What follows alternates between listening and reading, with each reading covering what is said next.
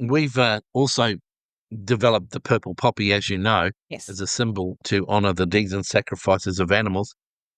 And they have, thanks to Scott Bullcolt, one of my local federal MPs, we've put the day through Parliament, even though it's not like an official day in the sense that you get a day off. It's recognised by the Australian government as War and Service Animal Day, where it's an opportunity to go to a memorial or perhaps a local RSL that may have a war animal plaque and lay a purple poppy.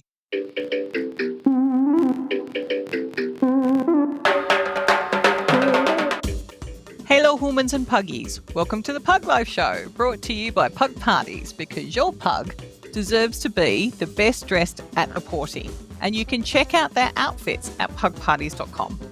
I'm your host, Donna, and with me are my puggy co-hosts, Rosie and Kenji, with their rescue foster brother, Buster. They're all getting very cozy on their bed just behind me. So, World War and Service Animal Day is a couple of weeks away. It's on the 24th of February, to be exact. And ashamedly, as a veteran myself, I didn't know about this very important day or what the Purple Poppy was until I met some of the team at the Dog Lovers Show. Needless to say, after that enlightening conversation and the purchase of a couple of Purple Poppies for myself and Andrew to wear alongside our Red Poppies, I invited the president of the Australian War Animal Memorial Organisation, Nigel Allsop, to come onto the show and talk to me about what it is AWAMO does, what does the Purple Poppy represent, as well as tell me about the first recipient of the Australian and New Zealand Distinctive Animal Distinguished Service Medal to be awarded this year on the 24th of February at the Australian War Memorial. But before we zoom in, I want to remind you to subscribe to our newsletter in the show notes so you get advance notice of our next episode and much, much more. Hello, Nigel. Thank you so much for joining the Pug Life Show to talk about a really important, I suppose, initiative, for want of a better term. And there's actually a couple of different aspects to this. We're going to be talking about the Australian War Animal Organisation and also the Purple Poppy and a few other things that go along with that. So thank you for joining us. Oh, you're welcome. Thank you. It's awesome. So just to start with, introduce yourself and also the Australian War Animal Organisation. Sure. Well, my name's Nigel Allsop. I guess my animal experience has ranged from being a military working dog handler to a Queensland Police operational dog handler. I've been a zookeeper for about 8 years and a wildlife ranger as well in conservation management of wildlife. And yeah, so that's my interest in animals. I guess I first of all, the reason I started the Australian War Animal Memorial Organisation, AWAMO, was to make sure that both war and service animals get recognised for their deeds and sacrifices. Up until sort of, I guess, about 20 years ago, they were the type of thing that slipped under the radar. Not many people were aware that so many animals have served our nation. And it's amazing. When I read on the website the number of categories of animals, I can't even think of the right word, but Yeah. I had forgotten about it's horses, camels, dogs. And I think dogs and horses are probably the more easily recognisable in the general population. But then it was also donkeys, mules, and pigeons. And I think Definitely I missed pigeons. one. Camels was the other big thing that the ADF, or at the time the AIF, of course, in World War One, were predominantly part of the British Camel Corps. Australia and New Zealand troops formed quite a large number of that particular British unit. And it's amazing because I think pigeons was World War One as well. I think World War Two we'd had reasonably good digital comm. Well, believe it or not, it was as far as our own numbers it was concerned, we used more pigeons, about 25,000 in total in World War Two. We were working, Australian and New Zealand forces were obviously in World War One, part of the Imperial British Empire forces. We hadn't become the ADF at that stage. Yep. And so we were working with them, and the numbers are somewhat lost because, we were working for the British that had several hundred Crossover. thousand. Yeah. However, in World War Two, of course, we used them very effectively in PNG and in the Pacific, where communications were hampered by the weather. the enemy, and the fact that we were island hopping, it wasn't always effective to put in hard comms. So pigeons were used quite extensively by Australian forces in World War II from about 1942 onwards, right up to the end of the war. That's incredible. I mean, I was Iraq and Afghanistan. We didn't use pigeons at sea, I have to admit. It felt like the mail was being delivered by pigeons at times for care packages. So, Yeah, but we did actually, amazingly, we used to call the helicopters that delivered those care packages the desert duck. So, yeah. especially for the first time. So, Well, of course, it in the first war in Iraq, the American Marines in particular used chickens because they thought they were possibly under the attack of nuclear, biological, chemical warfare. So they actually used chickens as perhaps detectors, just like miners use canaries to see. canaries. And I guess the funny side of that story, they were actually they were called Kuwaiti field chickens, AFC. So yeah, someone in the army had a sense of humor, I guess. Very morbid sense of humour, that's for Yeah. sure. But you also not only, do you cover animals that have specifically served in war, but you also cover the mascots, um, Yeah, look, of all of the yeah, services. absolutely. They're a big unside hero because a lot of the mascots were fundamental to the health and mental health and well-being of troops in the trenches in World War One in particular, and World War Two. Not only mascots are good for regimental pride, but individual mascots. I mean, it's an amazing, staggering number. When I did my research and I wrote my book, or Anzac mascots of World War One, there were nearly 500,000 cats used by the Allied forces as mascots or friends, companions, if you like to call it, in the trenches. And of course, even though slightly not in the same category of mascots, obviously dogs and cats are used today to help veteran soldiers that perhaps suffering from PTSD. They're a good mental health recovery. Absolutely. I mean, like, and it's funny because cats notoriously are known as being the most unfriendly domesticated animal, but they are very good for getting rats, which is Yeah. always handy when, there's not enough food to go around at the best of times. Sure. Um, Look, operationally, they were always used in the Navy. In fact, it yep, wasn't until the 70s that cats were finally banned from ships. I mean, their tradition started obviously as rodent inspection. yep, You know, when the Navy was powered by sails and rope, the rats would chew through it, so they had to yes. have cats. But interestingly enough, the reason, particularly in America, they use a great deal now of cats as opposed to dogs is because cats are everything you've just said, but they also have a very strong routine. You know, they get up at Mm, 2 in the morning, you get up at 2 in the morning. They get up at 5 in the morning, you get up at 5 in the morning. They want feeding at 7, you feed them at 7. And so they're giving a lot of veterans a routine, yes. and they what also they give to that veteran is something to look after, a sense of being, a sense of being responsible for something. And so they're using cats more often now. Interesting. I mean, I have to like all the because I foster rescue pugs. My current foster is called Buster, and he's blind and almost deaf. He's in the geriatric category, but he's a lovely pug. And we find that a lot of people, when we find the right home for the fosters, the people say, you know, it's the pug that saved me. They've done those things. I mean, obviously we're all pug lovers, but animals in general really do just give you that sense of I know for me it's calm. I would have loved to have been able to take my first pug, Fat Dog, 20 years ago. I would have loved to have been able to take, and I could always see him curled up on the foot of my rack at Yeah. sea. I'm not sure that everybody else, because he was a really big snorer.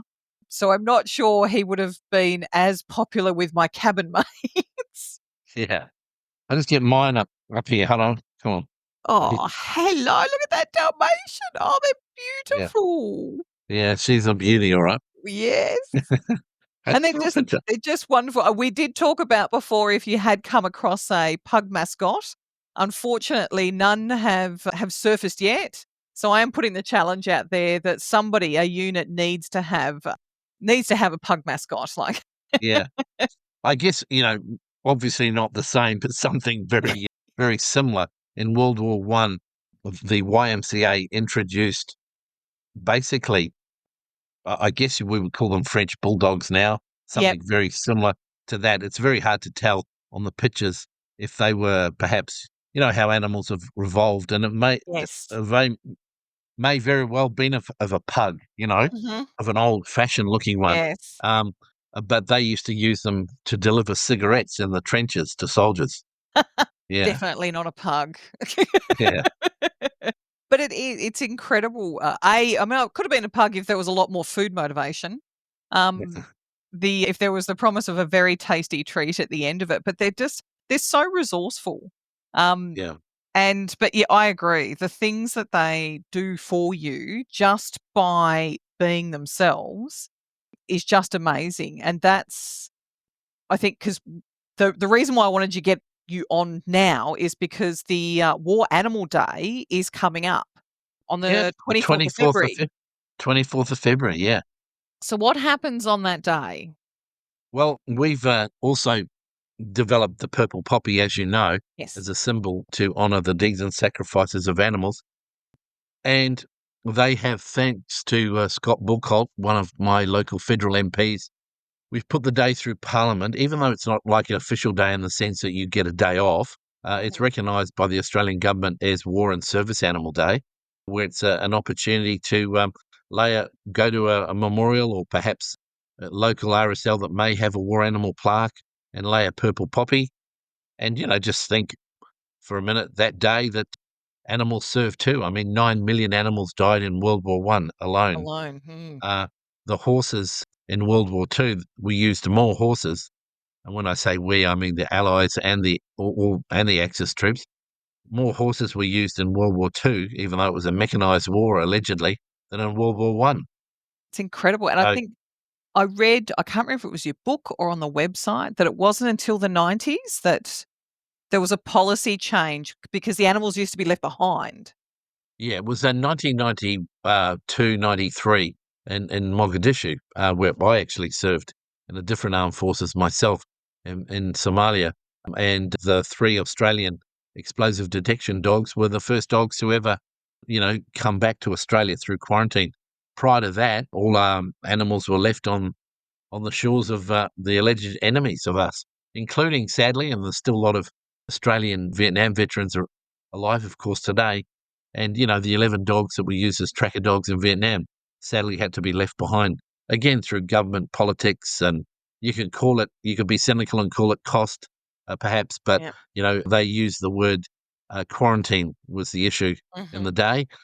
But, uh, sadly, they were left behind. The guys did the right thing and tried to get them homes. No one really knows 100% what happened to them because of the Yeah. fall, But yeah, so really, it's quite a you could call it from 90s on quite a modern phenomenon. But it's the public as well. The public today not only expect but they demand that the animals be brought back, And which I'm is rightly so so. glad. I actually flew in from Sydney at lunchtime today, and coincidentally, as I was walking through Sydney Airport, one of the sniffer dogs was out training Yeah, in the with a ball. So they're actually doing more play than anything else. But it did actually make me think, what are the odds that I would see one of these dogs in training, knowing that I was going to be talking to you today when I got home, yeah, and that it's only a couple of weeks until War Animal Day, and so yeah, I thought it was a good omen in my yeah. mind. And of course, all those service dogs are incorporated in War and Service Animal Day. So all the police dogs, any dogs or horses used for search and rescue by agencies, whether it be SES or the Fire Brigade with their dogs that search in urban conditions for trapped people, narcotic detection dogs from the Customs Department or Border Force now, and yeah, the police with their explosive detection dogs in general, dogs that fight crime. So it's a day for all of them as well. And I think it's wonderful because at times I think we forget just how much we rely on them, and people who aren't even dog people, I don't think realise just what dogs do for them behind the scenes that they don't see. It's just it's a wonderful thing. Now, Australia is not the only one that has a day. So does everyone celebrate it on the 24th of February, or is it different for each country? Well, the ones that do, like New Zealand was actually by coincidence, even though it was AWAMO's Australian invention. I spoke to the then, about in 2017, I spoke to the New Zealand Prime Minister, Jacinta, because I was opening up a New Zealand War Animal Memorial at their National Army Museum for them, which Australia had sponsored for them. And whatever you conceive that particular, Prime Minister to be, she was she made decisions pretty quickly. And as I was having a cup of coffee with her at Parliament House, she declared the day right then and there. So, in actual fact, we didn't do it till I got home. So New Zealand beat us, even though Fetus. only an idea, by 24 hours. But New Zealand, Canada, the United States, and England, and France, and India at the moment all recognise the 24th of February as War Animal Day, and more, and Ukraine coming online. We've already delivered a war animal plaque and service animal plaque to honour all the animals that are being used in Ukraine, and spoke to their ambassador, and they're bringing, I guess they'll wait till the conflict is over, hopefully, Yes. and they are making the 24th of February also official War Animal Day to honour all their service animals. That's incredible. I know that now that I know about it, the puppies and I will be looking for our local, what was I going to say, plaque or Yeah, remembrance area. Because one of my questions is how do we find out? Because the quick search I had on the website, I yeah. wasn't quite Look, sure. we've got 54. We've sort of, I guess, developed, for want of a better word. A lot of RSLs pay for them. We can't afford to sponsor them all.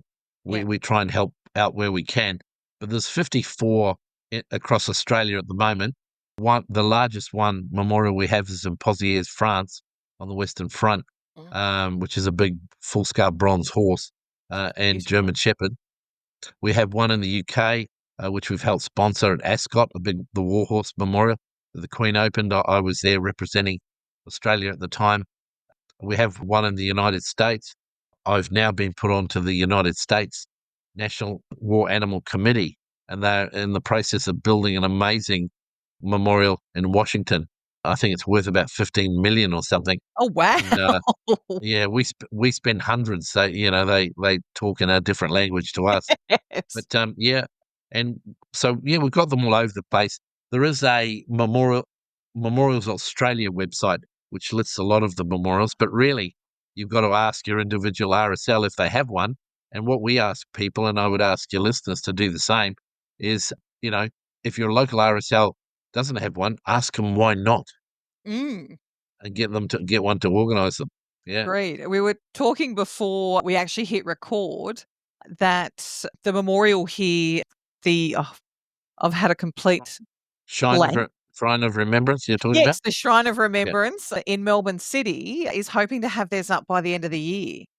Hopefully, yeah, they're hoping to get a purple poppy garden designed really for children, to It's gonna be explore and look around, lovely. which is great. But that's the important thing for AWAMO. We're honouring the deeds and sacrifices. But we have an education department. We have 17 published books.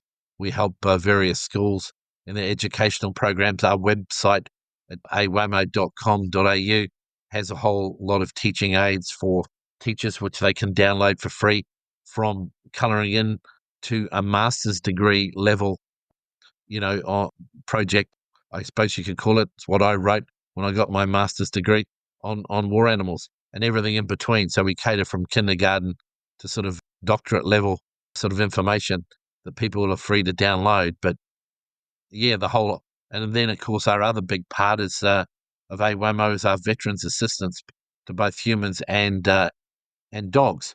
Sadly, another thing that the government don't do, and I must say either government and never have, it's not just one party, it's both. When a military working dog retires, for example, the finance for its upkeep, food, and most importantly, veterinary bills are all left up to the handler, not the government. Even though they've done service overseas, someone, when they're old and need the money, a human soldier rightly gets DVA It's DVA, assistance, yes. but the four-legged digger doesn't. it's the emphasis has to come. So one of the Yes. things my charity does, and is famous for, is we actually provide funds to help with medical bills, or veterinary bills, I should say, for ex-service dogs. Which is what? Which is the Purple Poppy Appeal, or also known as Yep. the Animal Poppy. And because obviously, the last time I saw you guys were selling Purple Poppies at the Dog Lover Show, which is Yeah. where I ran into Wendy and said, "Oh, I Yeah. really want you guys to come on the show and talk about this." Yeah. So not only do you subsidise memorials, and I don't think I read about the medical stuff, but that is absolutely amazing. Being that we work with Pug Rescue and Adoption Victoria, I get how hard it is to raise Yeah. money to cover vet bills, because as they get older, they Yeah.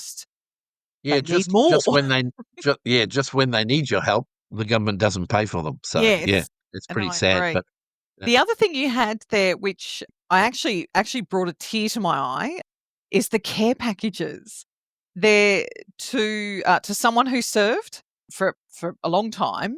One of the greatest things, I didn't understand it the first time I deployed, but the second time I did, I helped my family understand just how important care packages are. Like, emails are great, but getting something in the mail that is all for you, Yeah. and I can imagine it's the same for the dogs, Well, or yeah, the and animals, and I it's should say. obviously the packages sent to the dog handler. We used to send them for. We started off sending them in the East Timor, the Solomon Islands, and ultimately in Afghanistan. We would just send a box with a ball, some doggy chews, but we'd also sort of slip in, a magazine or a picnic or a Mars bar for the handler as well. And it was mainly, booties. What we did supply was fur coats, literally wool-lined coats for the dogs in Afghanistan, because they were deployed without any coats when it And it's snowed. So we freezing. sent some coats up there. We've got some great pictures of Labradors wearing our coats that we sent up, thanks to Pet Stock, which actually, or the Pespiration Group, I think they call now. But you've seen the Stock shops around.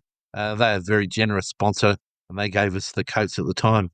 That is just amazing. I have to admit, my care packages didn't have a ball. Yeah, Usually they'd have a book, which was awesome, but I just thought it was amazing because, as I said, care packages just mean so much to people when they're yeah, deployed, absolutely. and people compare. Like, "What did you get in yours this week?" And if you just sort of Yeah, like, yeah, "Oh, Australian chocolate," that was always the big thing because you can't yeah. get it overseas.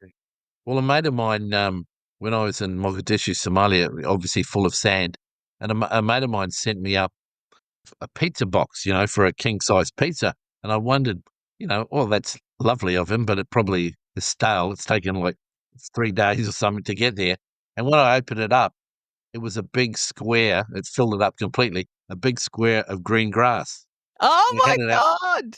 We had it outside our trench, and so it was the only we used to water it every day, cultivate it. It was the only piece of grass within hundreds of miles, I think, a That square is piece of Australia. incredible. Yeah, That yeah, is, I have to the second time I deployed, I was the head of the logistics department, and my mother was so mortified that she'd only sent me one care package on my previous deployment, and they're 6 to 9 months long, yeah, that she said, "I'm not making that same mistake twice," and we were gone for Christmas. It's always, it's yeah, like you're away for all the big stuff.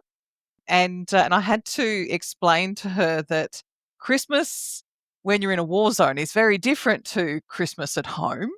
And yeah, you don't have tinsel and Christmas trees, and because it's a warship. And so, bless her, my captain, actually, everyone on the ship was amazed, but my captain ended up sending her a letter because he said, "In 25 years of naval service, I have never known a parent, especially a parent of an adult, send so many care packages for the crew." So she sent one care package for every member of the crew, 175 boxes over 2 months, and inside it was a candy Mm. cane, a little cutout pop-up type thing, like in paper, Christmas tree, some gold, the old gold coins, little bag of coin, yeah, yeah, and something else. And that was so that on Christmas Day when they sat down for dinner, they had something that was their own little Christmas thing, and that if they wanted to throw it out, we could throw it out, or they could keep it on their rack. But because she knew how little space we've got, yeah, absolutely. um, Yeah, And I rang her when we got into whatever the next port was. And I said, Mum, you really didn't have to do with that. And she said to me, I couldn't handle the thought of everyone not having Christmas. And Yeah, and so it made me, when I saw the thing about the care packages, I just sort of went, oh my God, the puppies, yeah, even though they wouldn't know where it comes from, talk about make them feel special. yeah, yeah. A new ball for a dog makes all the difference. Yeah, Oh, after a while. absolutely. I mean, pugs, they would be happy with the treats. Yeah, I'm sure. Yeah.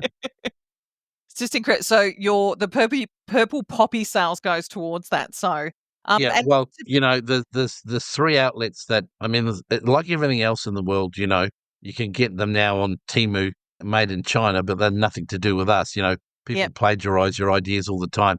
But there's only really 3 outlets that we ask people to buy from, apart from if they're selling them at the RSL, which yep, is great. It's actually the military shop in Canberra, but they supply us. They've got an amazing range of Purple Poppy merchandise. Purplepoppies.com, so that's easy to remember. And they sell a range of products. But both of those companies give us a kickback of the products that they sell to help us raise funds for the other things we do. And Wendy, who you met, is the other AWAMO ourselves at dog shows and mm, even on our own web page. We sell the jewel poppy, which is a purple poppy and a red poppy intertwined with the word we serve together. And we get 100% of those profits because they're our own design and our own thing. So, if you're going to buy them, obviously we'd prefer you to buy them from AWAMO, but if not, those 2 other companies that I've just mentioned, at least they give us some money. Nobody else does. And yes. so their funds won't come back to us to help us do the work we need to do. And all of that will be in the show notes. So if anyone Yeah. who's listening, all they have to do is flick up, and the links are all in there. So you can go directly to the AWAMO site or the Purple Poppy site. And they're beautiful pins. I've actually got mine in my hand. I bought 2 because, true to form, my first one fell off walking the pugs. And so all it takes is one claw to get caught around it, and then Yeah. you're done. But it's beautiful. It is absolutely beautiful. But I think this year I will be buying the jewel one, Yeah. because I Yeah. didn't do that last year. So, and Andrew and I always get a new badge every year. So for this year, for the 24th of February, we will be getting the purple poppy. Sure. And I think it's the pet show is coming up here in Melbourne, I think next month. So people should keep an eye out, because I think that was also where I saw Wendy selling. So if Yeah, anyone's she does planning on a lot going of great. that, Yeah, Wendy does a great job for us in Melbourne, and also she travels up to the Sydney Dog Show as well. oh, Um, I tend to take care of the Brisbane Dog Show, and that's the Dog Lover Show. yep. They've been great to us. They give us a free stand, which enables us to obviously we don't have to pay for a stand, so that's more Mm, money we can use for our charities. for So these yeah, we causes. appreciate the Dog Lover Show very much as well. No, absolutely. Now I do want to talk about the Pozieres Memorial. So on your website, there is a video of the memorial, and it was Yeah. stunning. I haven't been to Europe, or that part of Europe, yet, and I just thought to myself, how could that not be on your list of things to see when you go to France? Yeah, and look, we're improving it all the time. Sadly, the gentleman, a lovely man, Bernard, who was looking after it for us over there, has passed away at Christmas. So No. we're having to do some alterations to it to make it a little more maintenance free Mhm. or easier, I should say, Yep. with edging and mowing. Because again, even though it's Australia's official war animal memorial and we had members of parliament turn up, we've had generals turn up from all these defence departments, but the government doesn't pay for 1 cent and they don't pay for the upkeep of it. Mhm. So we have to raise funds to do that. So we're actually basically a lot of the grass that you saw in the front, we're actually cementing. Yep. So it's all encompassing because there's 3 separate plimps, one for Australia, which Yes. is the main centre one for the rest of the world, and one for New Zealand, since our troops fought very much in an Anzac capacity. Mm. So and the one for the world also includes which were then the enemy. So, Mm. it honors German, animals as well and stuff like that. I'm in the process of negotiating with the Turkish ambassador. I've got to see him on the 25th of February while I'm down in Canberra. We're hoping to put a war animal plaque to honour all the animals that fought in Anzac Cove from the Anzac side and the Turkish side, or the Ottoman side, combined. Oh, And that'd be that plaque lovely. won't go anywhere near the human areas of Gallipoli. It'll probably go to there's a centre where the buses drop people off, Hmm. transport centre, and we're going to probably put it there. Because, we have to do balance as well. Just because you and anyone listening is an animal lover, not everybody in the world are. Not Yes. everyone accepts that a war animal or a purple poppy should be anywhere near a human memorial. So we discreetly put them not on a human memorial, to the side of it. It's the same as when we sell the purple poppy. What we always ask, and it's in black and white on our webpage, please buy a red poppy first and honour our two-legged diggers.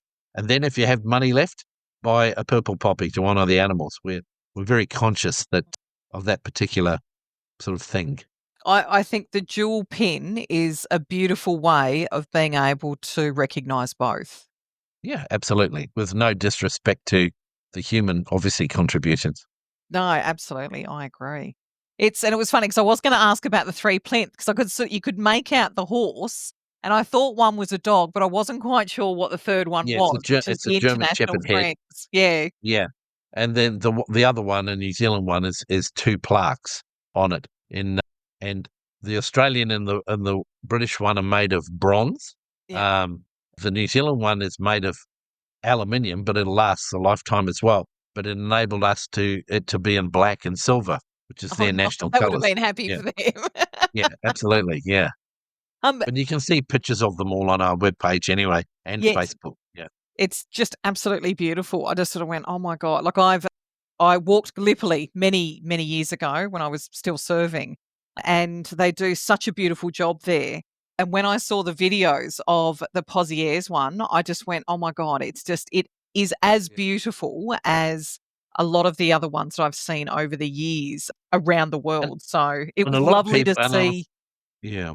Unfortunately, Pozieres don't get much of a look in when it comes to publicity either. But to me, it's far more famous than all the other ones that the prime ministers go to on the Western Front. And what I mean by that is, not many people realise that the people that served in Gallipoli that we just talked about went to Pozieres, the soldiers that got posted there, and they went there for rest, basically. Mm, But in one day, the Germans attacked, yep. and 5,900 survivors of Gallipoli died in one Gosh. day at Yeah. Pozieres. So imagine surviving Gallipoli. You go to Turn France around. thinking, oh, this is a cushy place, and nearly 6,000 of you, I think 5,700 roughly is the exact number, but yeah, nearly 6,000 of you get wiped out in one day after surviving Gallipoli. Soul destroying would be Yeah. the word for me. Yeah. But I want to take a quick turn, still sort of talking about the deeds of incredible people, but now I want to talk about the deeds of incredible pets. Sure. So I'm not sure because I've read we have the Blue Cross for Pets medal, and then there's the Animal Distinguished Service Award. So Yeah. you pick which one we start with first. I think they're both amazing. All right. Well, and you may be interested to know we've sort of got an Australian version to sort of, I wouldn't call it's a cross between supplement and move on with our own sort of, I guess, distinction. Just like people get the AOM and not the MBE anymore. It's Mhm. very Australian. So I am the representative for the UK Blue Cross awards, and I've administered 6 Blue Cross awards since 2015. I've given 6 out in total to famous Australian and New Zealand animals. And as far as the Dickens Medal is concerned, we've only had obviously one animal I'm given the Dickens Medal, but my own police dog received the Dickens Commendation Award. So I'm actually a recipient as well as orchestrating the nominations on the UK's behalf. But people, Australians are still, and New Zealanders are still animal lovers are still entitled to apply for those, but Mhm. they both have told me, both organisations, they would prefer to, stick to the UK because of things like expenses, Mhm. postage. I mean, these medals cost about £500 each, so they're not cheap. Mm. So they've sort of suggested to us about 3 years ago, well, why don't you get your own? So AWAMO's come up with a lot of government bodies, including the Australian Dogs Australia, your Australian Kennel Club, with Yeah. nearly 300,000 members. Their president has supported us. The Veterinary Association of Australia has, the RSPCA has supported us, and many, the police, the federal police, state police, and the Pigeon Association. I go on. There's a Donkey Association. There's a list of people. And so we've now got the Australian and New Zealand Animal Distinctive Service Award. And the first medal recipient will be a dog called Manik, an ex-commando dog from Afghanistan. And that receives that this 24th of February at the Australian War Memorial in Canberra, where I'll be giving it to the dog in person. And we hope now to, I guess, have an Australian version of these animal awards. I mean, those other two awards have been around for nearly 100 years and Mm. 150 years, respectively. This is our first year. So it's going to take a while to get traction, but you can nominate your dog via our website and other websites for transparency. And we hope to start giving this award out to a distinguished animal. There's two categories, one for a military and service animal and the other for a civilian service. So, that opens it up to any animal. And I say animal, not dog necessarily. Yes. If it could literally be any breed of animal that does something that ticks the box. There's obviously a committee. They have to go through transparency, a process, and then we announce the award, every 24th of February to then give to the following year. So we're looking for animals already for 2026, for example. And Oh, it's got to be a distinguished service. It can't be, your goldfish jumped out of the bowl and, and something like that, and stopped you, walking out of the house, and the yep. car would have run you over. It's got to be something realistic. It can't be sort of, it will be researched. So, Mhm. the type of thing that could happen. I know we looked at one dog that during the bushfires down your way rounded up about 900 sheep, on its own recognizance without any human aid. And the paddock that was on fire, and it brought them all back to the yard.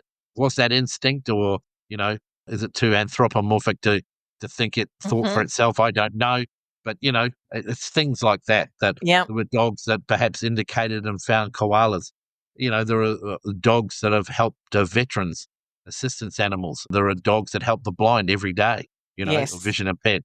So, yeah, there's plenty of candidates out there, but Absolutely. it's our first year. And, yeah, we're hoping next year that we'll have a load of people say, pick my dog, pick my dog. You know, Oh, that is it's, it's, awesome. I will. it's even Um, open. It's even open to pugs. There you I know. go. I was just about to say. I'm Yeah. thinking Yeah. about all of our. We have.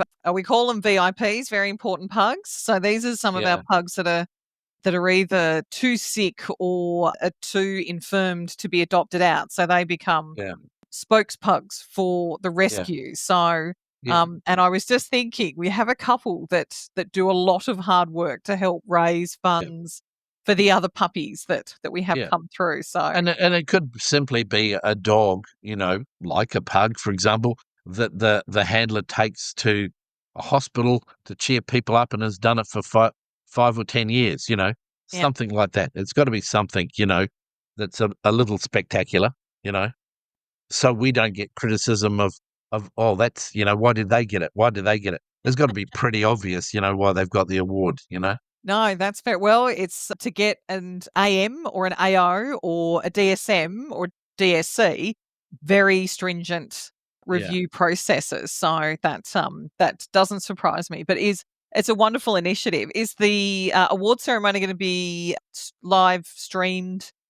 Look, no, because unfortunately, when we asked the Australian War Memorial, they plan like a year ahead. Yeah, We only asked in about November, so they've given us the facilities, their grounds. We're doing it at the War Animal Memorial, but they can't even supply us with a microphone because they have or seats. They have to.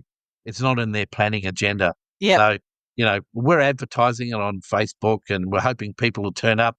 We're hoping to Channel 9 are sniffing at the moment. We're hoping to get an interview with them, to try and advertise it, to get as many people in that live around Canberra to turn up as they can, really, at Well, I'm 10:30. putting a call out to all of my grumble friends who live Yeah, in Canberra or even Sydney. It's not that long a drive. yeah, To go up and actually support it because I think it's absolutely wonderful. yeah. It's a No, that'd be wonderful great. way to recognise their importance in our lives, especially for the first recipient. Yeah. His handler must be absolutely chuffed. Yeah, look, unfortunately, probably the handler won't be there because he's still a current serving commando himself, Oh and no! he requires anonymity, but Yes. his wife and children will be bringing the dog up, so that's great. Oh, that's good.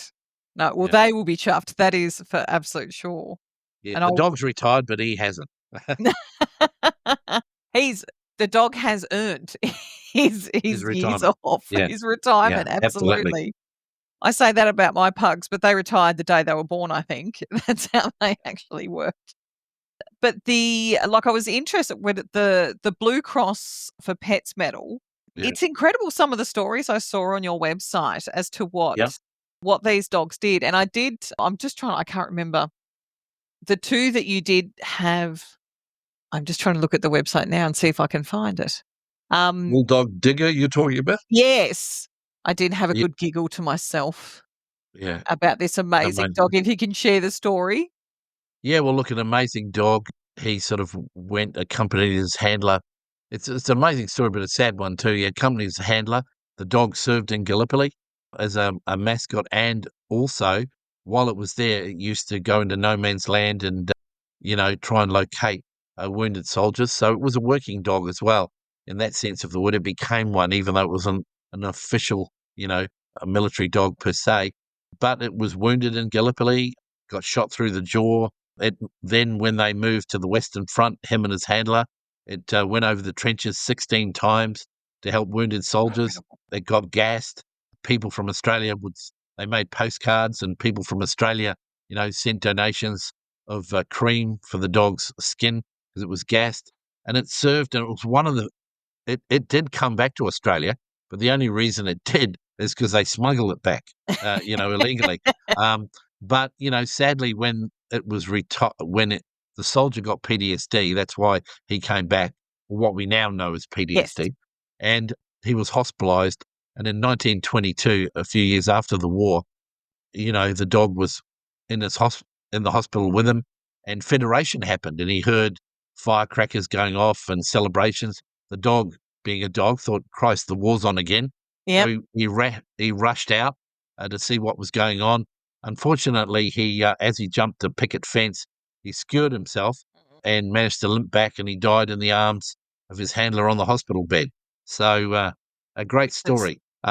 yes. It sounds a little offsetting to some people, but his hide was tanned, and it's actually on display in the Australian War Museum in Canberra, along with his collar. You know, Oh, wow. I'll have to go. It's been a while since I've been to the War Memorial, so I am definitely gonna yeah, have to go back great and have a place. look, Yeah, but yeah, it's it's testament to the fact that anyone who is a dog lover and has been a dog owner or a parent, as I say, for many years, the things that their resilience is superhuman. There are not too many humans that would put up with that type of abuse, being yeah. shot, being gassed, all of those sort of things, and still come back and for more. Just absolutely amazing. I'd like to think my pugs would do that for me. I'm not sure. I know they love me, but I'm not sure Yeah, that they yeah. would I put know what you mean. themselves in harm way. Yeah. So my last question is if people wanted to get involved with the organisation, how can they help? Other than Yeah, buying well, look, poppies, which is the absolute yeah. Look, we don't have members per se because we're not that type of charity. We're a non-for-profit charity, and we don't get paid. We don't have anyone on staff that gets paid. Everything is done for free. So we don't have members, but we certainly, apart from, we're always after people in two really big areas, and that is to help us with publicity, because not everyone knows about it. Yes. Probably 50% of your listeners won't have a clue what the purple poppy is. Mhm. We've supplied 54 plaques to RSLs in Australia, but there's 1,300 RSLs in Australia. But So we've still got a don't long have way to one. go. So one of the biggest things you could do is even asking a question of your own RSL. Why don't you have a plaque to honour the war animals?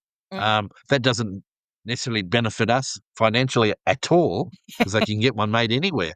But we do sell them ourselves, and obviously we make a small amount of money, so we can give some Do the next for one. free to small organisations. So like the Roma RSL here had 6 members. So we gave them an $800 plaque, you know. Um, Yeah. and whereas, if you're a big fancy middle of the city sort of RSL that earn $3 million a year on pokies, well, then you've got to pay the $800 for a memorial. And Yes. I think that's fair enough. But Absolutely. it's so, yeah, one is to help get the message out there. Two, obviously buy poppies, and even from Wendy, buying them in bulk. So, like 20 or 100 at a time, sort of, and then sell them yourself. And we don't Mhm. care if people make a few dollars by selling them, but, sell them out there. Get involved with the community to make people aware of it, even down to schools, and knitting purple poppies on assignments, or learning more. Buying our books is always helpful. You can buy them from New Holland Publications predominantly, and Big Sky Publications, both Australian companies that sell all our books. And Yeah. again, some of the profits from that, go back to AWAMO projects. All our children's books, all the 100% of the profits go, and the books themselves we donate to Ronald McDonald House and the Starlight Foundation. So, you can help in a lot of ways.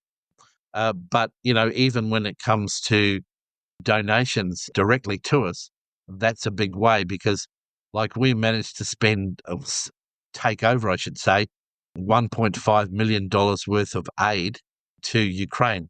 Myself and 3 other colleagues or volunteers in AWAMO, we went to the Ukraine, we rescued animals, we made sure that we conducted animal or canine first aid courses, because including myself, we're all veterinary technicians anyway.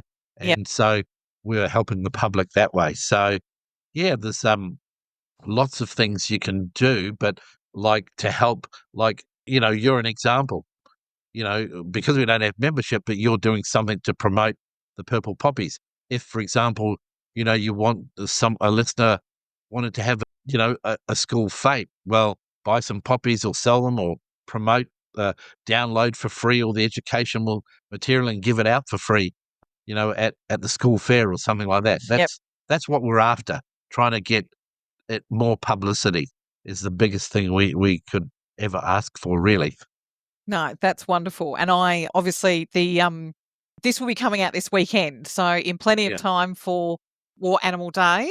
yeah, And I will be putting up additional posts as well, because I do think it's important what the yeah. work that A you're great doing. one people are doing now with dogs, I've noticed, they buy, they're buying a little dog coat, we'll say, for your pug, and then sew on, a dozen, or how many can fit on purple poppies. And then, people will stop and say, "The hell's this?" And that's how it all goes, Yep. Yeah, No, that's wonderful. Thank you so much for your time, Nigel. I no problem. cannot tell you how much I appreciate you sharing everything and talking about War and Service Animal Day, which is the 24th of February. If anybody wants to support, it is purplepoppies.com to buy the merchandise, or you can also go to the awamo.org.au website, and they'll be able to find a whole bunch of other stuff that can also Sure. help. And also the military shop in Canberra. I think it's just called themilitaryshop.com.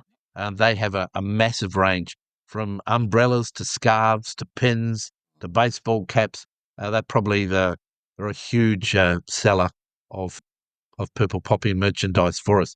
They even have, dog statues and everything. So all 3 of those, preferably ours first, because Yes, we get the most cut of the cake, and the others give us like 5 and 10% of their sales respectively. It all helps. It all adds up. absolutely.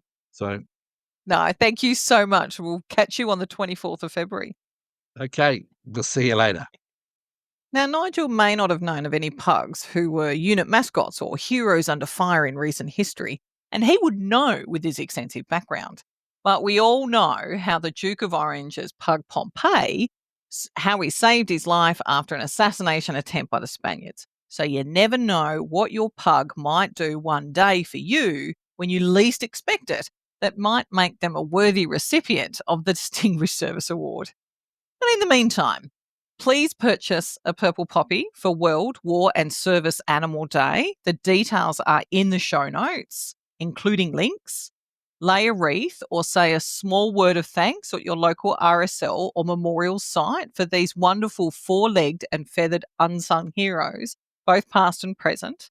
And as Nigel has asked, please tell others about this organisation and their work so they might be able to help as well. Every dollar raised with the sale of a Purple Poppy goes towards increasing war and service animal recognition, not to mention providing care packages to those that are currently serving overseas with their human units. And as I mentioned during the episode, those care packages make a huge difference to their mental health. I'd love to know what your thoughts on the podcast are. Do you have a pug who could be nominated for the Australian and New Zealand Distinctive Animal Distinguished Service Medal? We'd love to hear all about it over in our Facebook group, the Pug Life Show Podcast. If you're not a member of the group, I invite you to join now. And whilst you're there, let us know what you think of the podcast. We love getting feedback and it helps make sure that we do better for you every season. Plus, if you haven't already, please subscribe to the podcast so you don't miss out on the next episode. And while you're at it, leave us a review. It only takes a couple of seconds to give us a 5-star review, and it goes a long way to helping other pug parents find us. Rosie, Kenji, Buster, and I hope that you'll join us again soon. But until then, have a pawsome week, and humans, be generous with the snackies.